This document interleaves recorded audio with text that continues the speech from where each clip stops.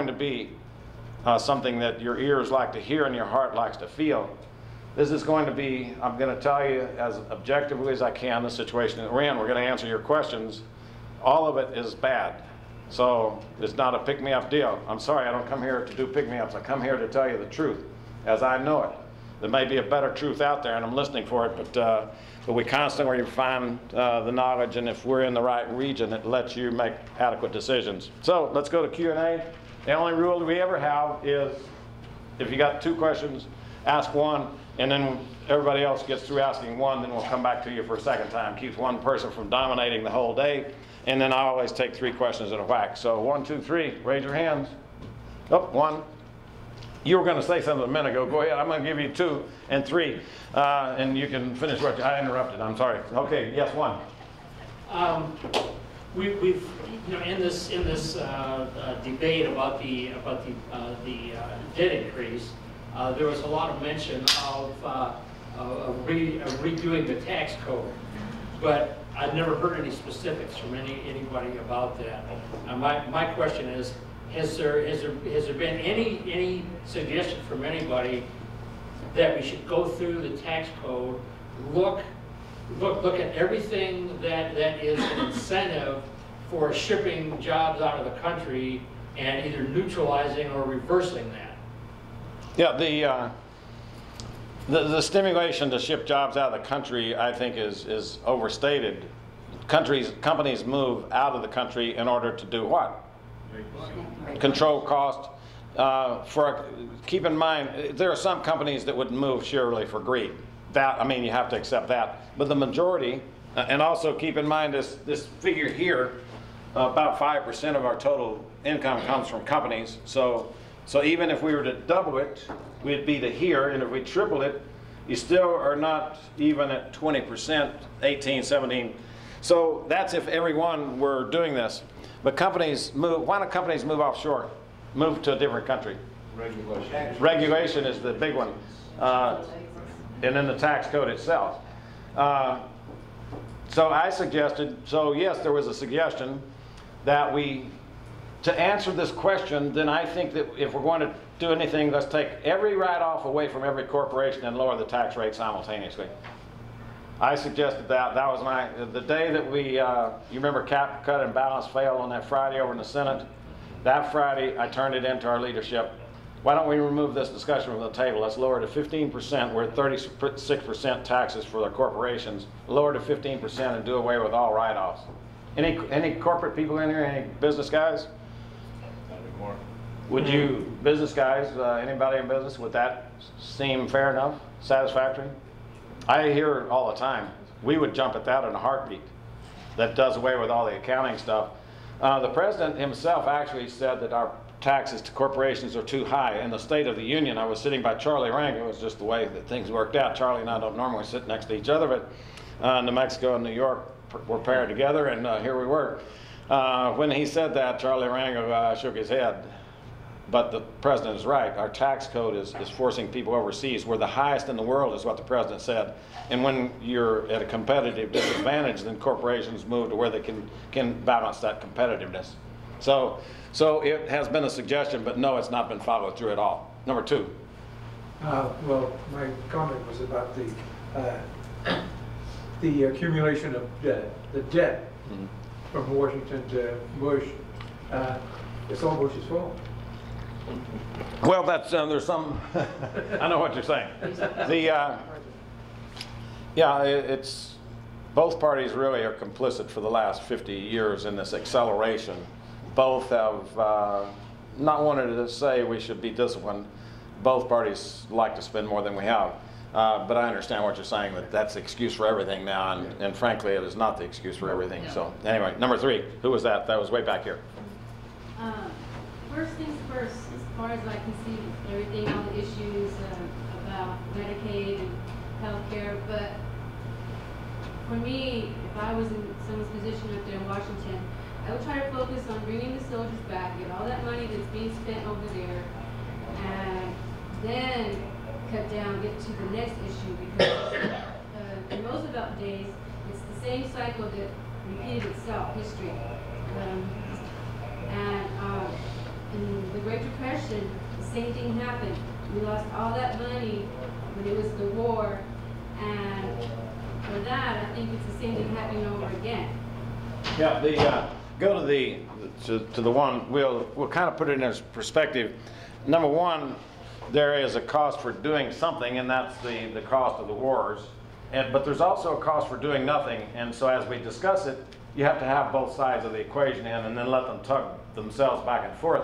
The cost of doing nothing, 9/11 was the cost of doing nothing, and that was $2 trillion in one day, $2 trillion and also 3,000 lives. So it was extraordinarily expensive, and if we're going to come back home, then that's a cost. But the total cost here, these are the costs per day to run the government, and this is the total cost to run the government per day, and this is the cost of the wars. And it might be kind of blocked off by the TV camera, so it's a significant thing, but it is not the driving thing.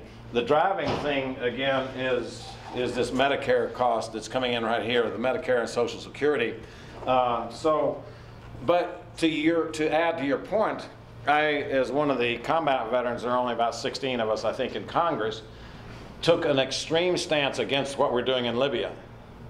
We cannot police everywhere in the world, and I think that we're doing enough as taxpayers and our soldiers. I think our sacrifices on our soldiers in Iraq and Afghanistan are sufficient that we should not be doing more. I think the cost of the American taxpayer is enough. So I feel like if Europe and the UN wanted to get rid of Gaddafi, then the UN should have done it. We're bearing 60% of the people cost and 60% of the financial cost, and that's not something we should be adding to ourselves. So anyway, it's a fair debate to have, and one that we should be constantly engaged in, but remember, the cost of doing nothing is the other side of that question. To just come home then exposes us in places that we would not be exposed otherwise. So it's a fair question. Okay, 1, 2, 3. 1, 2, 3. Yeah. Yes. Would a flat tax, say 10%, be of any help at all? Yeah, it would be. Discussed for Yes. 30 years. It would be. Keep in mind that what we have today is a flat tax. 100 years ago is a flat tax, and it just the problem is not which tax we use. The problem is the spending by politicians in Washington and this idea that we can get elected on spending of money and this deal. The American people are beginning to reject that notion. They're beginning to reject the idea that government has to cost as much as it does, and so know that the last election is not just Republicans. That was Democrats, Republicans, and Independents turning out fully 1/4 of the House of Representatives and a very large number of the senators. So I think that until we get this steadied out and settled, that these elections are going to be very volatile, and they should be, because we're on a track that cannot be sustained, and so our response in the country is to change our leadership, change out people until we get it right. Number 2, who was that? Yes, right. Hey, I've heard a lot and read a lot, and my husband and I talk about it a lot. But is the dollar, is there a real danger of it really collapsing, just going bankrupt, just collapsing, just not being worth nothing? You say yes. And how can that kind of figure in with things? I mean, is it going to be just zero? Your money will be, hey, you don't have the money. Okay, what do you do? I mean, give me a... Yeah, so the question is the dollar in real potential of collapsing? Let's just go back. And so we're 42% of every dollar is debt, and we're printing last year 70%, and Mr. Bernanke, who is the guy that's in charge of printing, has said that he's going to start QE3, quantitative easing 3. Quantitative easing is Washington speak for printing money. It sounds so crass to say that we're going to print another $2 trillion. People know what that means, so quantitative easing, they can keep it away from people biting like that. So as we do this, then we're making the currency very unstable. What are the signs of instability of our currency right now? Inflation. Inflation is absolutely skyrocketing, but what is another more present visibility? Rising costs? Rising. Same thing. I know, but Price of gold. price of gold. That is, so you're asking, is it at real risk of collapsing? And I can tell you, when the price of gold was a year and a half, 2 years ago, was at 800 bucks, and today's at 17. But then you look at the last 30-day increment, it's telling you that after the deal that was Oregon and Washington, that many people said that we can't save it, so we're going to get out of it. So you watch these market forces telling you that. In your question, then, what do we do? In Germany, you remember they had the wheelbarrow full? Yeah, that's what I was wondering. Yes, Is it better than that? absolutely. That's what happens when you begin to print the monopoly money, as the gentleman called it. These are very, very difficult times when we start printing that much money, and there are not very good answers. If you want to look at a recent case study, take a look at Zimbabwe. Until 5 years ago, they had one of the most stable agrarian economies in Africa. And today, there's pictures of people holding their notes and they're fluttering off into the breeze. They have no value. Yeah. Well, we're attempting to do the same thing.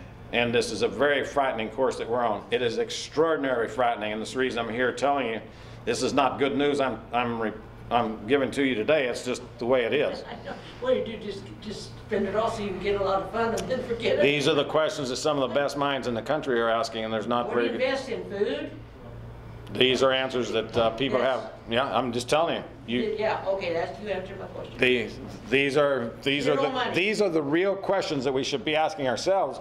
And this is not something we as a people expect from our government. What do we want from our government? Protection. We just want to be protected. We want fewer hassles in life. We'd like the ability to get jobs. We'd like for the promises to be kept. In other words, our desires are fairly simple for our government. Just a few more choices in life, and our government is making fewer choices. Healthcare bill, fewer choices on banks, fewer choices all the way around. So know that our government is pushing us. Fewer choices on where to put our money. That's a huge deal. And so know that this is not just Americans. Every human being on earth just wants to go home and take care of their family and just kind of stay out of our way. I think of my dad always when I'm serving, because he had zero political desire. In fact, he looked at me like I was going to become a TV minister next. I mean, he's just, what in the world are you doing over there in that racket? But he just wanted his 5 acres. When he had that one milk cow, he was satisfied. He didn't want to, we raised some pigs and showed him 4-H to pay for college, but that was it. Just don't bother me and take what you're going to take. And most Americans are exactly that way. And now then we have the government pulling and saying you can do and you can't do. You can't buy that light bulb. You must buy insurance. By the way, the Supreme Court yesterday said you cannot tell people what they must buy in the way of insurance, that mandatory thing. Isn't that all true for the light bulbs? I don't know, it hasn't gone through yet with the light bulbs. Okay, 3.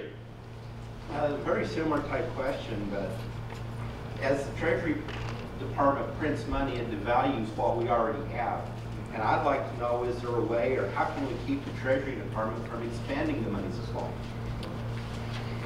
The founders of the writers of the Constitution, the founders of our country, had this pretty well in mind. They said that the Congress would be the one to print and establish the value of money. They actually established the value of the early money. They stated in terms of gold or whatever. We, the Congress, we, not me, that was in the 30s, I think. I don't know, somebody more knowledgeable about history can tell, but we gave that task over to the Federal Reserve. Now then, the Federal Reserve Chairman, Mr. Bernanke, it was Mr. Greenspan before, but Mr. Bernanke came in front of Congress last year and testified there's no limit to the power that I have and no limit to the amount of money that I have, and you can't stop anything I'm going to do. That is not what our founding fathers intended for us. Can you take it back? I'm sorry? Can you take it back? We should. I will guarantee that we should. But can we get the votes in Congress? Probably not. That's the reason that the people must begin to stand and speak. These things like this have to originate here. People say, oh, no, you're voting responsibility. No, I'm just telling you the political facts. You won't get 218 votes in the House, 60 votes in the Senate and the White House. But when it starts here, it happens like that. An example, we were going to tell people what they could do and not do with regard to beer and whiskey back in the 20s. Anyway, the American people spoke up, and the revoking of that came about overnight. A couple of years ago, the government was going to give amnesty to the people who've come here without documentation. and the people spoke up, and the government, the Senate changed its course within about a 48-hour period. They were saying one thing on this day, and within 48 hours, you couldn't find a senator in town who remembered what it was about. A year and a half ago, cap and trade. So too many cap, cut, and balances, and cap and trade, and all that stuff. But cap and trade, you remember, that went through, blew through the House in July. In July the 4th break, in June it flew through the House, and the Senate said we're going to do it as soon as we get back. July the 4th break went explosive all over the country, and the Senate went back and said, what's a crazy House doing? What are they doing passing something like that? They acted like they've never seen it before. Anyway, so that's the power of the American people. So this idea of where it should be, who should be in charge of the printing of money, it's got to be this move from here. That's where it'll begin. So let me get back to my 1, 2, 3s. I was through the 3s. Are we? You're a second timer, so you're good. You're number 1 on the second list. Yes, 1, 2, 3. I left somebody off on that. No, you were the third one. Okay, all right. Y'all remember who's 3 because I get a little rough. This is 11 or 12 of these we've done. In trying to correct the Medicare and the Social Security, 3 of the things that I've heard is ways to do that, and I don't know if it would work or not, is to raise the amount of money that you pay Social Security on from whatever it is now, $109,000 to $200,000, say, in salary. Raise the age of people getting it to maybe 67, I don't know what that is, and also to raise the percent of money that the employee and the employer is paying by 5%. And that should correct the problem, I've heard. Now, is that something you're looking at, or is there something entirely different that you're looking at, or what is your solution for doing that? Because we have to have a solution. We can't just sit here and say it's bad. So number 1, what I do is I assess the problems kind of incrementally, and then what I don't want to do, what's happened to the money in Social Security so far? And that's what I don't want to do. So what? Yeah, it's been stolen. It's been stolen. It's been replaced by IOUs. So the amount that should be in the Social Security lockbox is $2.4 trillion. That's the revenue excesses that we've had up till now, and those are actually been borrowed by, whatever word you want to use. And so that's number 1 problem. So if we up all of those things and we start running a surplus again, what do you think Congress is going to do? Yes. And so I tend to not want to do things that are going to continue the pathway that we've been on. And so the 2 things I say is, the great problems with Social Security is it needs to be back in there, and that means it needs to be paid back, but we haven't got any money to pay it back, right? We're running $1.3 trillion deficits, so how are we going to pay back? We're going to print more money to put in there. So just hold this, that we should cure that, put the money back. But number 2 is the second problem with Social Security is what? The number of workers, right? You remember that chart? Go back to the worker chart and you show that. So the number of workers, so put people back to work is the second thing. And then the third thing that's a problem with Social Security, what did you make with the Social Security? What does Social Security make when the other half of the government borrows it? You get about 1%. Now take a look at this. If your Social Security account had been in your name, I'm not going to ask you how much you're making, but I suspect it's in the $1,200 to $1,300 range, maybe a little more, maybe a little less. Any of you who are getting Social Security, and if that amount had been in your name and you'd drawn just what you could get in passbook savings over the same lifetime that you've had, you know how much you would be getting instead of $1,300 a month? Somewhere in the $6,000 a month range if you got the normal passbook savings over the same life that you have lived. So the paying of no interest is a huge problem.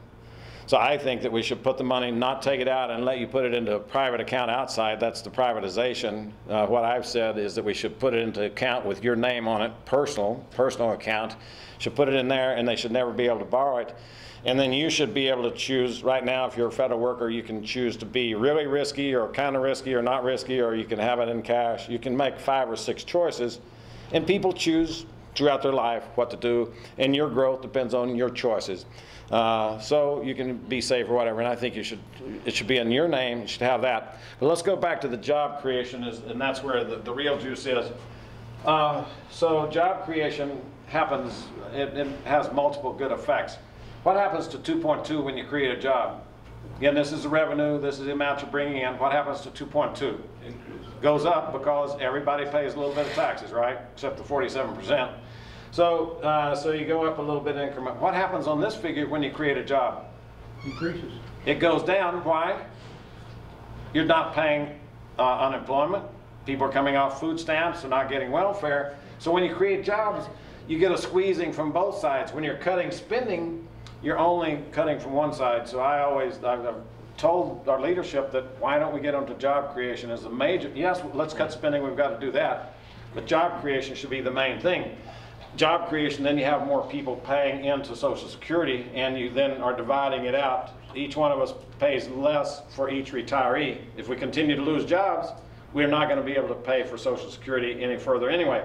So create jobs, and that's possible. But I would do one more thing, and we've got a bill in that we're trying to do this on.